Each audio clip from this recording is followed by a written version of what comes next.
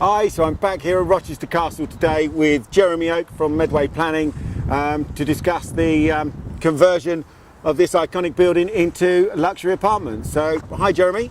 Hi Andy, nice to see you again. Hi, thanks ever so much for joining us today.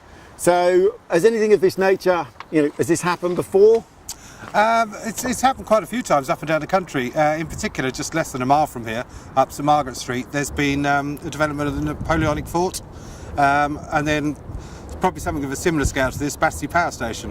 Right, okay. And how do you think this is going to how do people of Rochester going to feel about this? Is it going to be an outcry, a bit of an uproar, or? There always is with some sort of development like this, to start with, but as people see it take shape, I think they'll soon realise what a good thing it is, and by the time it's finished, they'll be fully on board and appreciate that it's just as iconic as it is now. So what are the benefits that you think this development will bring to the area of Rochester? Well, it's going to be increased footfall in the high street, and the local trades will obviously also benefit, so it's going to help out a lot in the local economy.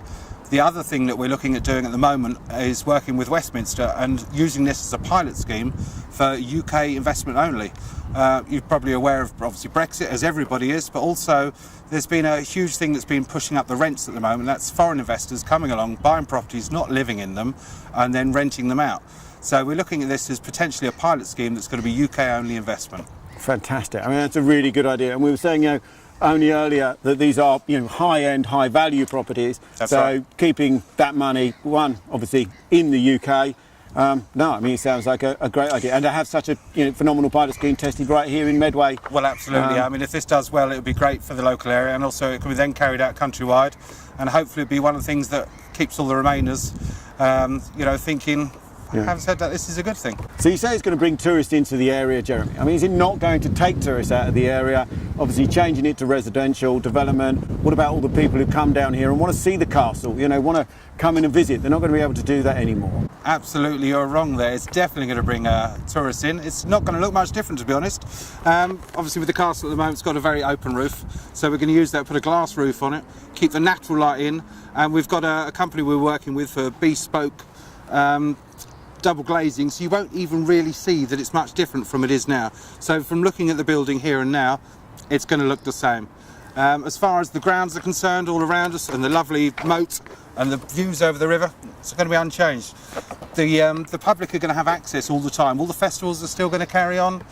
And you get the benefit of living in one of these apartments and you have a festival in your front garden, right? Yes, but I mean, that's one of the joys of living in a historic town. You have to expect, it's like living next door to a pub.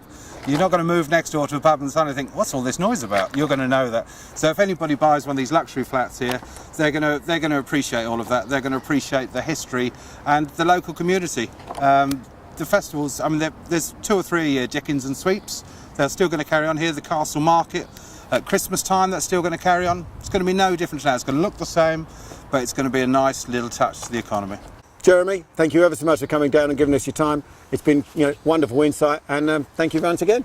No problem. Nice to see you, Andy. Brilliant. So look forward to this development coming to Rochester very soon.